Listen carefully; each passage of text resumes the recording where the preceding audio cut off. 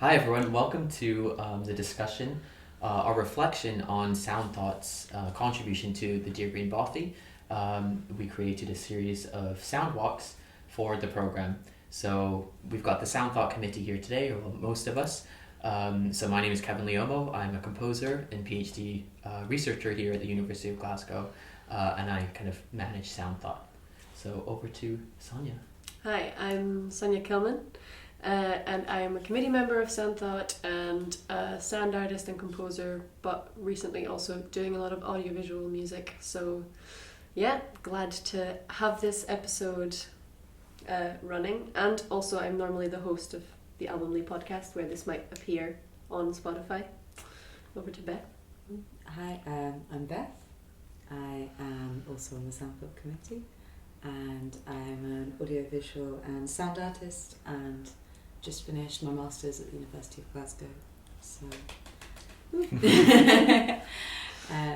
having a bit of a break at the moment, but just did a really nice installation with Soundboard at the university, so it's nice to be back in the space for this.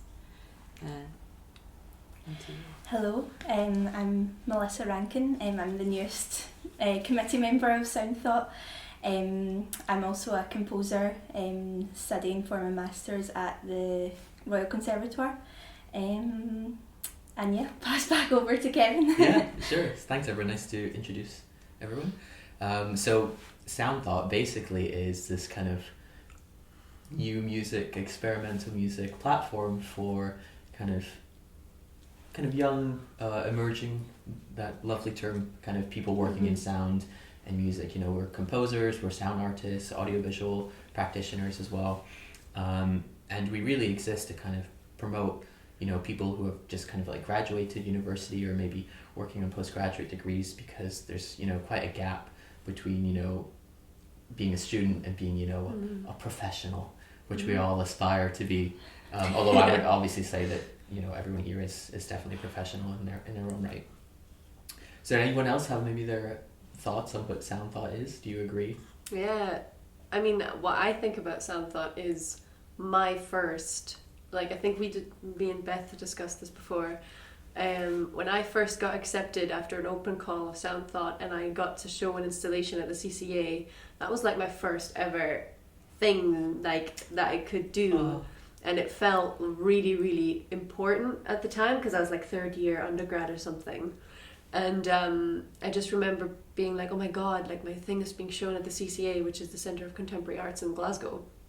And I think providing these opportunities as like a bridge from being like super inexperienced and showing your stuff, and then going to the next level and maybe showcasing your things in more, like, I guess, widely recognised places is quite important for confidence as well. I mean, I don't know if you have anything to add.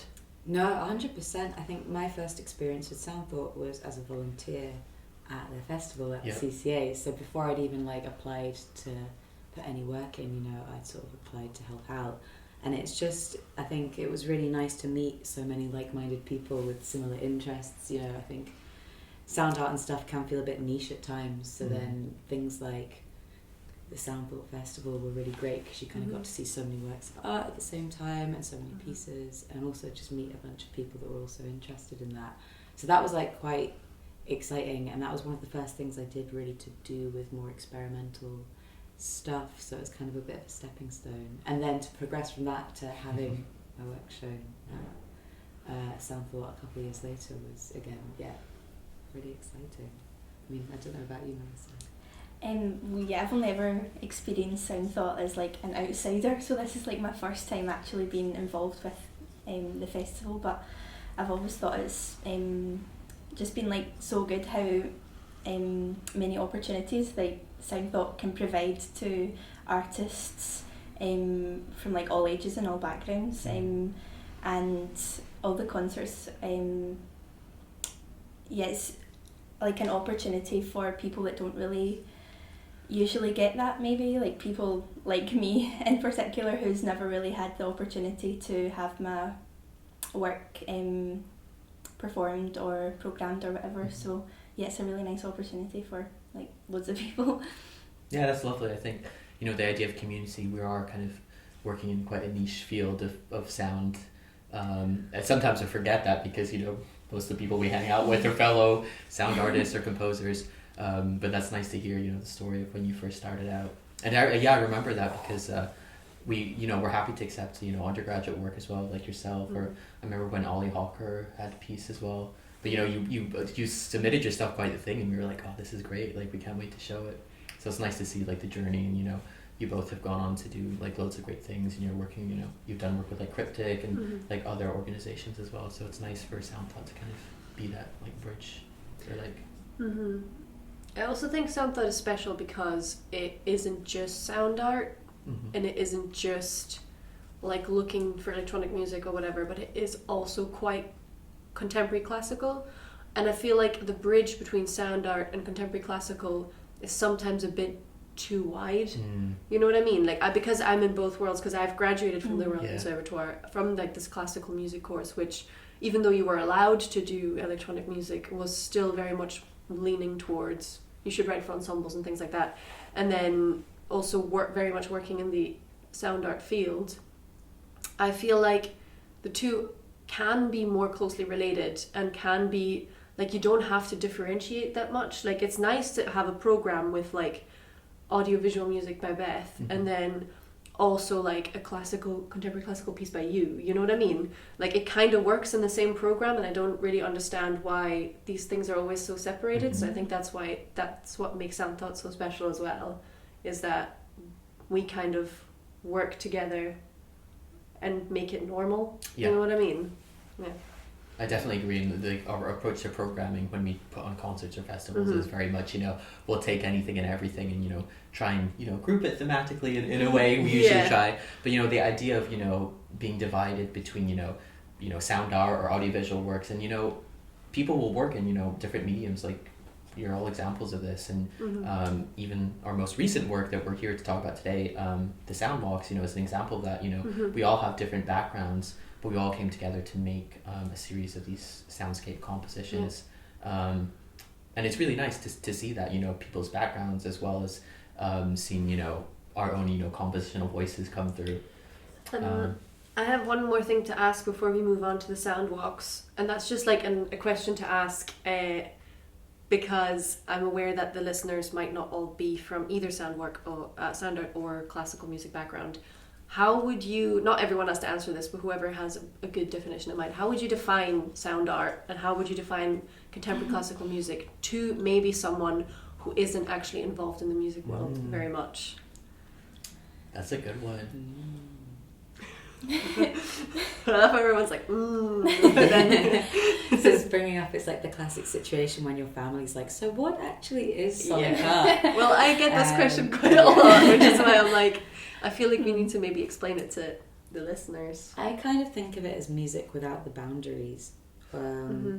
Or maybe that's like a thesis title or boundaries within music. But I think that music comes with a lot of expectation, especially for an audience. A musical audience, if they go to a gig and they're expecting to hear music, maybe sound art sits outside of what they would expect to hear. Equally, it could sit within. I think it's also really to do with the intention of the creator, I think it's to do with the motivation behind the work sometimes. But I think maybe it's to do with this idea of, obviously in music there's constant experimentation, but maybe it's more experimenting with the definition of music than experimenting with what music can be. Yeah. I think that's a good definition. That's great, yeah. And what about contemporary classical? Yeah, I think. See, I don't like the term contemporary classical. Or like, I wouldn't use. I feel like it doesn't really like define my music. I don't know. I don't really like the word classical because it's not classical. Yeah, I totally get that. It's like they're trying to say it's like the new classical, but it's like we're trying to break away from those traditions. I think especially from the music I write, it's more. I think you could really easily imitate that in like sound art with like stuff that both of you do. But I'm basically trying to do the sound art but with acoustic instruments. So I was really excited to be part of the committee because I wanted to know more about sound art and like electronic stuff. So I feel like there's so much more that my music can like grow to, I guess. Mm-hmm. And I feel like I'm like closing the boundaries between like the two forms of music, if you want to say that. So throwing it back to you, how would you describe your work then, if it wasn't contemporary classical? I don't know, I'd kind of describe it as sound art, I guess, as well, but not electronic. I guess it's the same term in ways. Well, you're making art with sound, so. And like sonic, kind of, I don't know. Yeah, I think just because you're not using electronics actually doesn't mean that it's not sound art, if you know what I mean. Because when I did ensemble work at the Royal Conservatoire of Scotland, I also kind of actually used instruments to mimic electronic effects, which in my head wasn't then a classical piece, but it was more sound art. So I guess because we are sound thought, so I reckon we probably focus more on sound art, whether that is with electronics or without electronics. And as Beth said, that is not, it's, can you say it again? It's music without the boundaries, is that what you said? It's exploring the definition of music as opposed to what you can do with music. Yeah, like what it is. It's about sort of testing these boundaries, maybe. Or maybe it's just about, in music obviously we're looking at ways to like quantify sounds, so we're looking at pitch, we're looking at rhythm, we're looking at note length, all these things. Whereas sound art, you can kind of just take any sound, you know, a lot of it started out with Pierre Schaeffer, musique concrète, which for anyone who doesn't know about it was sort of a movement that started, I think, in Paris, and it was to do with recording sounds that existed and viewing these as individual sound objects, essentially, and then creating a piece with these often like quite industrial sounds. You know, there's a piece famously that uses the sounds of a steam train, I think. So it's these noises that none of us would consider musical placed into a setting where they're maybe on a track, so they're in this new context where you're listening to it as you would listen to a piece of music. And I think that's the interesting thing with sonic art, maybe, is it changes your perspective on things you might hear anyway. Yeah. I think going back to Sonia's point about, you know, it doesn't matter if you're working like with acoustic instruments or like electronics, you know, looking at like the work of Albumbly, who recently passed away, rest in peace, you know, approaches to music in that way, you know, you can still work with acoustic instruments, but you know, you're not making music, or you know, you're looking at different elements, or you know, you're really focused on sound, or like the physics and behind it, the physical nature of instruments. But yeah, I think this is a great discussion. We can spend hours and hours on it. It's a great question, Sonia. Thanks for bringing that up. But I think now we'll kind of move to talk about the stuff we did create. So we were all involved in the Dear Green Bothy, which was a program of kind of cultural events here at the University of Glasgow in response to COP26, which, hard to believe, is, you know, probably like over a month ago. But as part of this, the College of Arts was looking for people to, you know, make responses to COP and, you know, the climate crisis and the environment and all of these issues that we're all facing as a society. So as our response to that, as sound thought, as practitioners of sound art, like we've been discussing, we kind of decided upon the idea, I'm sure on a Zoom call one afternoon, to kind of make a series of pieces and create a kind of sound walk. And the sound walks take place through the west end of Glasgow. And basically what entails a sound walk is you can kind of choose how to do it, but the way we did it was we gathered as groups and then led people through like a suggested route, and then there was little points where we would stop and listen either to the environment or to the things each of us created, which usually consisted of some music, some field recordings, which is when you capture music, when you capture sounds from the environment, It could be either. It could be either. And your own voice, kind of a voiceover that guided people's listening. So suggesting to maybe take off your headphones and suggesting to look around you or things like that. They would be created 4 individual pieces. So one by you, Kevin, one by Beth, one by Jamie, who isn't here today, who's also a committee member, and one by myself. And yeah, sorry, I just...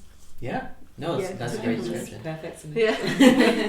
I think part of the idea for this was, how do we respond to the idea of like climate crisis and the environment? So I think we were kind of tapping into the idea of like acoustic ecology. Does someone want to comment on that point? Looking at Beth? Acoustic ecology. Of course, Kevin. I think, something that maybe becomes quite apparent when you are listening to things all the time as part of your work is how different soundscapes can be and how much information actually the sounds around you can give about an environment. So, we were sort of thinking about COP, obviously this focus on the environment we live in and pollution, elements of that within the city. So what we noticed when we walked around the university was there were various locations and all of them had very distinct sort of sound ecologies. And by that we just mean the different sounds you can hear in a space. I think Barry Truex talks about it a lot better than I do. But we basically decided to each pick a location. And the beauty of this was obviously each different location was already going to provide different information, if you like, for a sound walk, but also with 4 different people making those sound walks. It was a really interesting study, and also I thought like autoethnography. Yeah. Like the study of things through oneself. Shout out to Ian Finley Walsh. Shout out to Ian Finley Walsh. That was very, very good conference. But yeah, so I think it was just interesting not only to hear these different spaces, but to hear them through a different person's perspective and to see what they focused on. And another interesting thing is just that we've done these walks now, in summer and in winter or autumn. So even just doing them at 2 different times of the year, you can hear so many differences within that sort of sonic landscape around you. And you've got these kind of hi-fi and lo-fi sounds where maybe in the cloisters everything's a lot clearer. It's less blurred by, traffic sounds and other things like that. But then the sound really opens up in other spaces. But I think I've really waffled there. So No, that's great, Beth. Yeah, that's fun. I think another thing that influenced the creation of these sound walks was, of course, the pandemic. So we're used to putting on festivals and concerts and in-person gatherings, but we were like, we've done a couple of virtual concerts, that's fine, but we really wanted to kind of do something in person, but this is a way that we could engage with listeners and people, members of the public, in a way that is COVID safe and people can do in their own time. So it was really nice to have that. We put the work into creating these pieces. And they're available on our website for you to listen to Yes. or go and enjoy in situ. What is the website? www.soundthought.co.uk. Check it out. We're on Instagram, Facebook, Twitter. I will link it as well in the description. Thank you. Yeah. That's a beautiful plug, guys. Yeah. But yeah, it was nice to create something that people can enjoy in their own time or at different times, and the idea of coming back to it. So we had an initial kind of guided soundwalk in September as part of Explorathon Festival, the European Researchers' Night, and then more recently we had another kind of series of soundwalks as part of the Dear Green Bothy. How did you find leading these soundwalks? Yeah, because interesting, Melissa kind of joined the committee after we had made the soundwalks, but Melissa was at both, a host at both sessions. Yeah. So I think it'd be interesting to hear from you. Yeah. I think the first time that I joined in, I was just like a listener because Jamie was taking that one, and then by the second one, I was kind of like thrown into the deep end and started like leading them. But I think they're everyone that attended the soundwalks, they were just so open to like discussion and even if they weren't from a musical background, then they would still like pick up on things that maybe some of us wouldn't pick up on, and they all had their own opinions, which was just like really cool. I thought, to like compare them all. Cool. Yeah. I think there's something really like intimate and special about participating in a soundwalk with other people. So we've all kind of led soundwalks or done it with, with each other, with other members of the committee. So I wonder if anyone wants to comment on that. Well, I found it really interesting because I have to say I was going to lead 2 soundwalks. One I did with you, but only one person showed up, and then another one I was going to lead, and it was a Sunday morning, so I understand that no one also showed up. At the afternoon there was 10 people, so we did have a good turnout, just not on the time that I was supposed to be there, which was fine. But the unique experience I had with you and Eleanor was really like I was experiencing the soundwalks in a different way, because I listened to them in my home at first.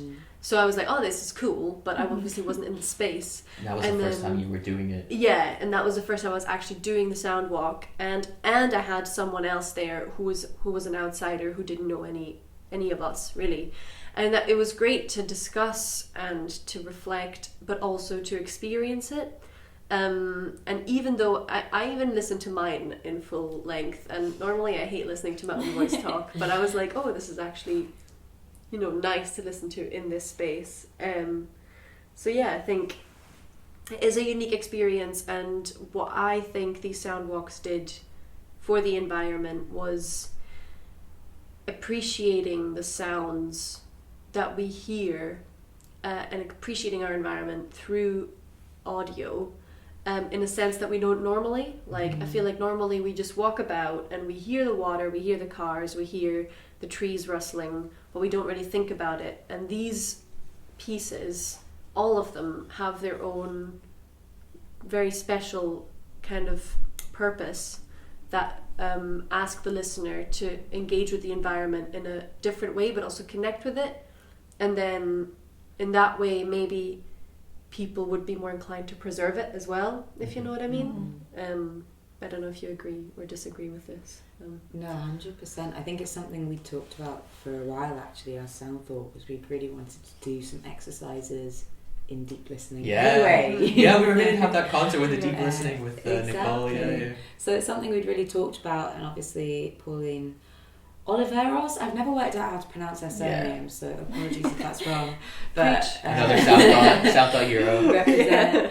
But she has so many amazing exercises in her book, and I think we, for a long time, had sort of talked about maybe down the pipeline doing these guided listening exercises anyway. So I think the soundwalks actually kind of ended up being an outlet for that in a way. I think it really was lovely. I loved guiding the soundwalks and seeing people slowly descend into this deep listening state, because people start out and nobody really knows each other, everyone's a bit nervous. And I think the fact that all the pieces are about 10 minutes in length or maybe longer, it really is enough time that as everyone's listening to them with their headphones on in their own kind of personal experience, by the time everyone comes back together, kind of that nervousness has gone away, and a lot of people just really shared some interesting thoughts, and it was really, really cool to hear other people's perspectives on the pieces, and also how the pieces changed their approach to listening once they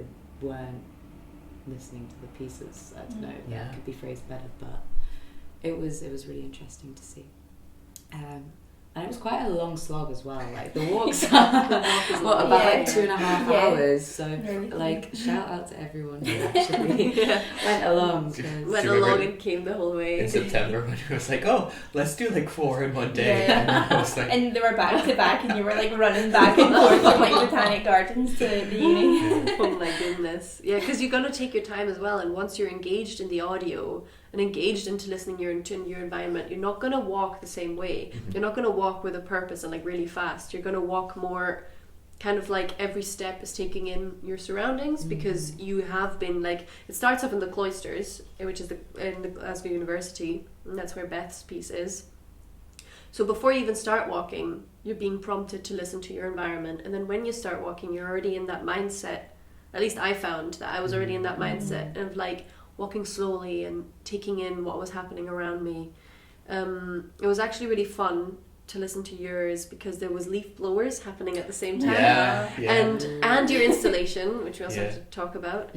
So there was like great music coming from the Hunterian, and then there was these like leaf blowers. But also I was like, but this is what this environment sounds like at the moment, and I was listening to your voice being like, can you hear any machinery? Can you hear any nature sounds? I was like, I can hear machinery. But it was really actually nice because with your music it made this really lovely harmonic sequence that actually had like it formed a sort of chord, and without listening or being prompted by you on pre-recorded to listen to all of this, I wouldn't have noticed it, if you know what I mean. So that's why it was also really special. That's great, and I think the idea of, you know, listening to the environment and, you know, kind of incorporating and like welcoming and like embracing all sounds, I think as our individual practices as, you know, sound artists or composers, whatever, I think we probably all kind of share that idea of, you know, any sound is music, or, you know, noise, you know, it's all, you know, part of the experience. So I wonder maybe if, you know, each of us can maybe talk a bit about our own practice and maybe how that came about in the piece, and like just as you were describing Beth's piece, like from knowing each of the committee members individually and as artists, it was really interesting to experience each person's sound walk, and you could really tell, like, if the voiceover wasn't there, I would have known, you know, this is a Beth piece, this is like a Sonia piece, you know, which I think is really, really special and really nice. And maybe Melissa as well, like interesting for you because you kind of know us as well. And maybe you listened to some of the pieces before you met. Oh yeah.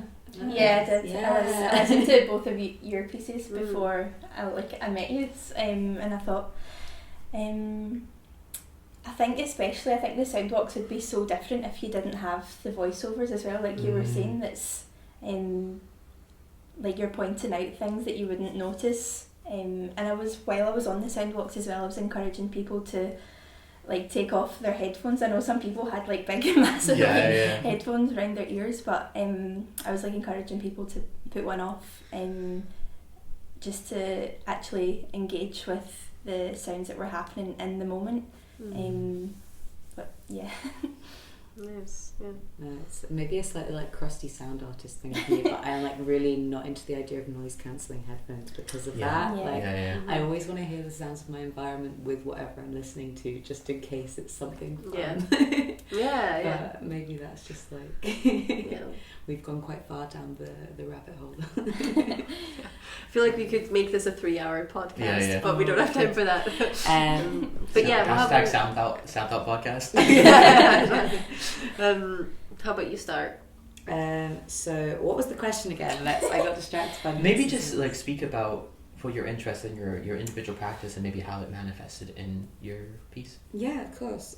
So I think a lot of the roads I've kind of ended up going down within my practice is to do with like sounds of nature and found sounds. So I really do a lot of field recording, and then I tend towards also a lot of ambient work. So I really like sort of seeing how maybe you can take a sound that appears static at first, but if you sit with it, more frequencies will kind of become apparent to you, and this idea of really, I guess it all goes back to deep listening, which is why I really enjoyed this whole project. But yes, it's this idea of sort of encouraging someone to really sit with the sound and start to pay attention to it and examine it from different angles maybe. I was also in choirs for like a large portion of my life, so I think I really struggle to move away from harmony. I love tone and I love pitch, but I also love weird sounds. So I think the way that manifested in my sound walk was I made the whole piece from field recordings I took in the cloisters. So anything that sounds like an instrument is just basically where I have put a filter onto a field recording to pick out a single frequency. Because I kind of just wanted to show how rich sonic palettes are in any kind of space. You can take a recording and use those sounds to create whatever you want. It's kind of the beauty of technology and doing things electronically. But that's where my interests currently lie. I tend to end up following different lines of interest, so who knows where they'll be next year. But I'd say that probably sums it up for now. Sonia? I reckon, well, I feel like we have very similar interests, so because we did a field recording course / residency in Barcelona with Audio Talaya, shout out to Edu, Link in in the 2018, link in the description in 2018. But yeah, I'm also really influenced by field recording. I love listening to the sounds of the environment and then using them and recontextualizing them and giving them a different purpose. I think the challenge in this one, in the Soundwalk, was that it wasn't recontextualizing the sounds, it was putting them into the same context but telling people to listen to it in a different way. So that was actually quite different. So I think the piece that most, because I did two, I did one that was listening to the sounds of the river from the outside as you would perceive it normally by walking past, and my second piece was about the sounds of the river but from below the water. And I feel like that one is more in line with my practice because it has a lot to do with immersiveness, and it has a lot to do with kind of like altering the state of your perception or altering the state of your mind just through listening and really being engaged in the sound and imagination. And I really love mystical things. I love stories, I love legends, I love all of that stuff. So I feel like the sounds of the underwater and this like kind of change of frequency and the change of pressure in your head, and then also probably alters the state of your mind, feels really important to me. And engaging with the environment in that way, also like kind of imagining what do fish feel? I mean, that's literally a question I ask in the I love that in the thing, yeah. But so I really like kind of using your imagination and really working with different microphones as well. So I used hydrophones for that, which are microphones that kind of pick up if you put them underwater, pick up the contact of the water. And you can kind of hear, so even if you put it in a waterfall, which from the outside kind of sounds like shh, if you put a hydrophone inside, you might just hear gluk, gluk, gluk, gluk, gluk, gluk, gluk, kind of thing, which is really interesting. So yeah, I think that. Yeah, no, that's great. I think for me, I'm really interested in working with acoustic instruments, but I'm really interested in silence, very quiet sounds, fragility, and focusing in on the physicality of sound and like what colors and what experiencing just like a simple tone can be. So that kind of really kind of zoomed in listening to not a lot of stuff, but really focusing on one or two elements, kind of translated into how can I do that with the environment, not just like in working with a performer. So the idea of every sound is music or part of the experience. So kind of linking the two together, in my kind of compositional practice with approach to listening in the environment, it was really nice to kind of bridge them and bring them together. So I think I was kind of manipulated some recordings of work I had done, but then kind of layering it with the field recordings was a really nice way. And I think the idea of just we're all talking about the experience of sound and just like the appreciation of sound and like changing people's approach to listening and perception. You talked about perception as well as something I'm really interested in, and I think that presenting our pieces in this way is great to engage people in this zoomed in approach to listening and listening to everything in environment. And I remember from the Soundwalks, like a lot of people were saying I've not listened to like the white noise of the traffic, or like I never noticed this before, that before, and to hear people kind of experience that was really like quite impactful for me. I think. No, I agree. I think as well it was quite interesting seeing the order of the pieces, how because I think originally the walk was in a different order, right? It didn't start at the cloisters. It was a garden. It was mine, and then yours, and then the water, and then finishing with Jamie at the beginning. I wonder how that sort of changed the experience for people, because it really did shape things. Like I thought it was I really liked Jamie's piece being at the end because it's like got all these active sounds of the city a lot more because of where you are. and then the sort of incorporation of those almost sort of helps you wake up a bit. It's almost like if anyone's ever done yoga and you have the meditation at the end, and then when they're telling you to wake up, they tell you, they're not like just get up, they go like wiggle your fingers and your toes. So it's this sort of slow movement that kind of ends up with you sort of being back and grounded in your body. And I felt like Jamie's piece for me like kind of did that in a really interesting way. I really loved it there. And it really drew your attention to sounds that you wouldn't have noticed otherwise, again, that might have sort of been more in the background or periphery. What was also interesting about Jamie's piece, just because you mention it right now, is because Jamie's piece was very much talking about like listening to bumblebees and smelling the flowers. And when I did the Soundwalk, it was November. So none of that happened. So I don't know, you did it as well. Like, what was your experience? Well, doing it in summer as well. Yeah, because it was only me and Kevin that really did it both times. And I think also your piece, the water, the river pieces, yours and Jamie's were the most like evident that the sounds have been changing throughout the seasons, because in autumn it was a lot more windy, so the water was moving faster and like the trees were blowing and stuff like that. And then Jamie, she was saying like, look at all the different colours, and it was literally just like grey and green and there was no bees and there was like squirrels and like little birds. But I think it would be cool to do the Soundwalks again, but like redo the pieces in a way so it goes with the seasons. I think that would be really cool. I also felt like there were sounds in Jamie's Soundwalk that worked really well with like the autumn winter season, because there were these sort of crunchy crisp sounds that then like felt like they were relating to our environment a bit more. And it was like, even though that she mentioned like bumblebees and stuff that weren't there, like the birds and stuff still were. So it was interesting because it was kind of again encouraging me to like engage with my environment. And I was kind of linking a lot of things that I saw visually with the sounds, like kind of without trying to. I just thought the whole process was really, like the whole Soundwalk was weird in a way. It was like very mindful, you know. It was like a very long meditation exercise in a way. But it really did, it was weird because just listening also made me look at things in a different way. I think there was so much in terms of also like time, and we were talking in our Soundwalk with Eleanor about the seasons changing and dealing with like the past and the present, and you know these things aren't there when we were doing it.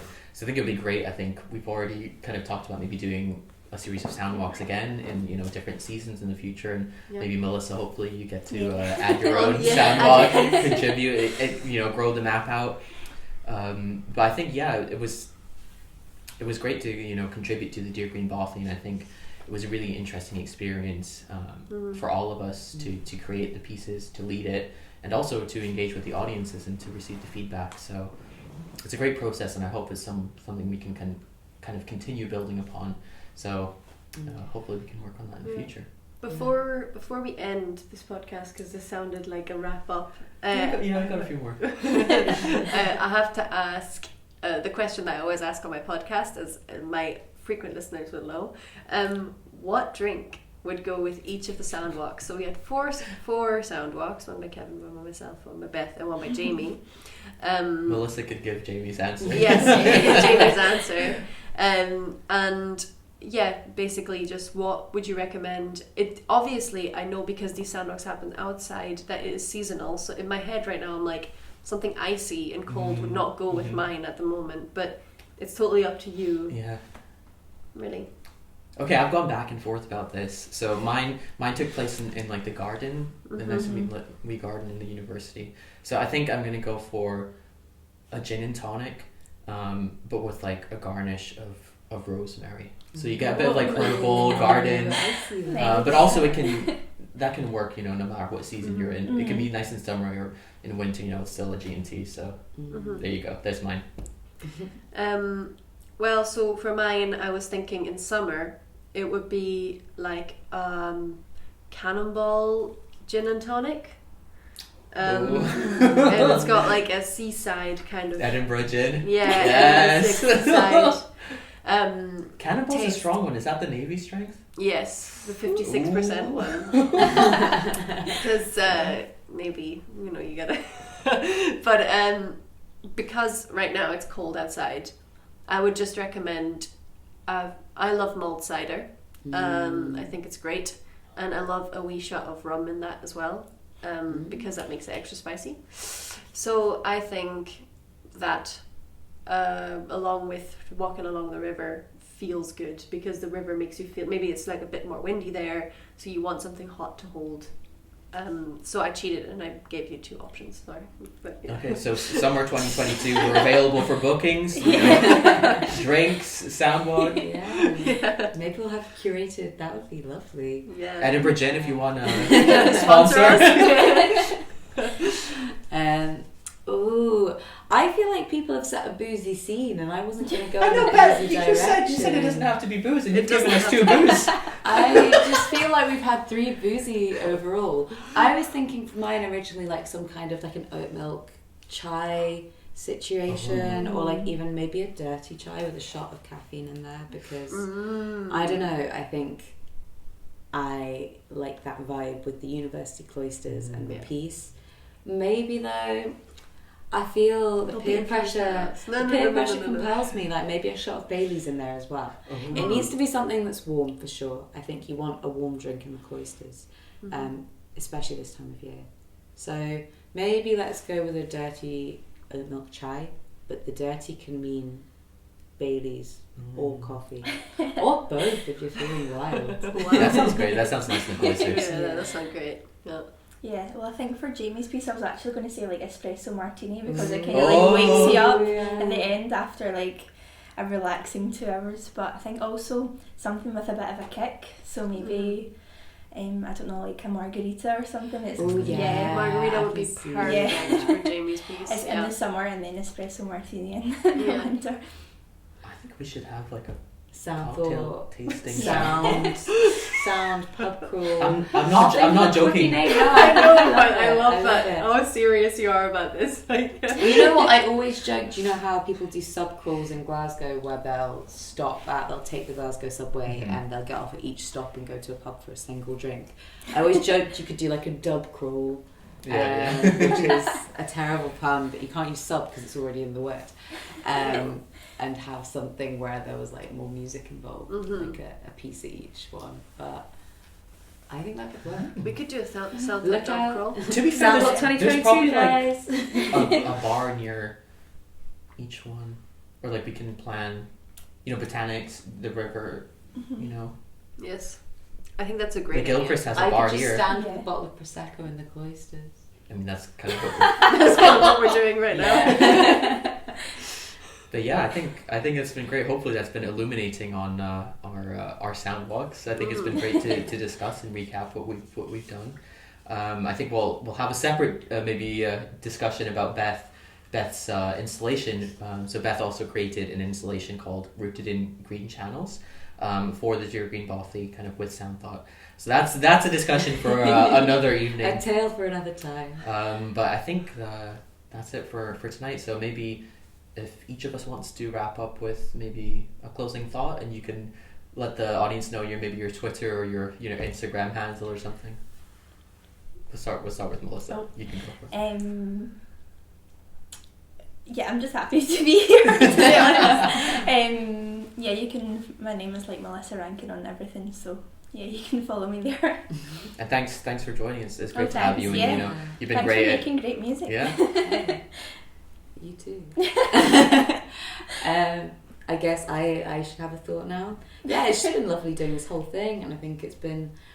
I've always wanted to do more Soundwalk things, but I think we've caught the bug maybe, and this might be something we do a lot more, hopefully. But it's been really great, and something personally I hope might come out of this. I think, as you were saying, obviously it'd be great to get Melissa to do one, but in general it would be really lovely to expand it and have almost some kind of online map where we had more contributors and people doing it, so that maybe someone could go into that site and just choose their own Soundwalk wherever they wanted to go within the city. That's obviously down the pipeline, but it would be very, very cool to expand that and kind of show all the sounds Glasgow City has to offer. But yeah, I'm Beth Horseman. I realised I didn't say my surname at the beginning. But that's Horseman like Bojack, if you know. And I think my Instagram is Beth Horseman, although I am famously bad for posting things online. So. Your Twitter is at Beth Visual? It's Beth Visual, Is it Beth_Visual? I think it's just Beth Visual, Beth Visual, you know? yeah. But also you could find me very easily through the Soundboard Twitter, because I've been tagged in various tweets recently, so that's the route I would personally go. But yeah, this is a soft launch of our, if you're interested in contributing a Soundwalk, hit us up. Yes. As we said, we love platforming new talents. Yeah. Exactly. I think this is what Soundthought is for, is if you're listening to this and you're someone who's interested in sound art or music or anything related to audio, please, get in touch via the Soundthought website. I'll put it in the link of the description, and then there's a contact page, and you'll be able to do the rest. My final thought for this is basically what's already been said. I think it's so special to be able to connect with the city through sound and through this kind of thing. If I had moved to Glasgow this year and I saw this advertised, or I got sent an email through the university via me spamming, I would have joined immediately, and I think I would have made friends that are thinking like me and are like me much more easily than I did when I moved here 6 years ago. So as a person who isn't from here, I think this is what we're doing is really special, and please, if you have something to contribute, do so, and get in touch, because we love meeting new people, and we're going to try and do it obviously as COVID safe as possible. But yeah, I just want to say this was a great idea, a great thing, so thanks Kevin for actually initiating it. And we can find you at Sonia. Sorry, yes, I keep forgetting. You can find me on Instagram, mainly on Instagram, at Sonia Killmann _sound, or my Twitter is Killmann Sonia. But also I'm the host of this podcast when it gets uploaded on Albumbly, so in any way you want to get in touch, you can. Sweet. Definitely, yeah. I would totally echo Sonia's statement there, because, and I think even the current committee, it's everyone, we've heard the stories of how you got involved, and it's just people love and care about sound, and you just get into it. And I think that's the thing about Soundthought. So if you are interested, we're not gatekeepers, we're here to welcome. If you're interested, get in here. You're going to be with us making stuff, doing all this crazy stuff. So if you're interested, please get in touch with any of us, all of us, because that's the thing. It's we're a community of sound makers. We're all going through some shit right now, so it's just nice to have each other and have this community. So yeah, I think it's been great to be involved with the Dear Green Bothy, and it's been nice to platform our own work for a change, because usually, as we said, we usually we're putting on the work of everybody else, people from all over the UK, international, which is great, but it's also nice to kind of show the committee's work, because we are hardworking people. So yeah, you can find me on Twitter at composer_Kev, and again, you'll find all of us on the Soundthought website and the Twitter and Instagram and stuff. So yeah, thanks everyone for tuning in and listening to us ramble about sound art and contemporary classical and field recordings and all this good stuff. So yeah, thanks again to the Dear Green Bothy for having us, and check us out, Soundthought. We'll be programming more and more stuff soon. Yeah. And it's gonna be great. Yep. Cheers. Thanks everyone. Thank you. Bye. Thanks.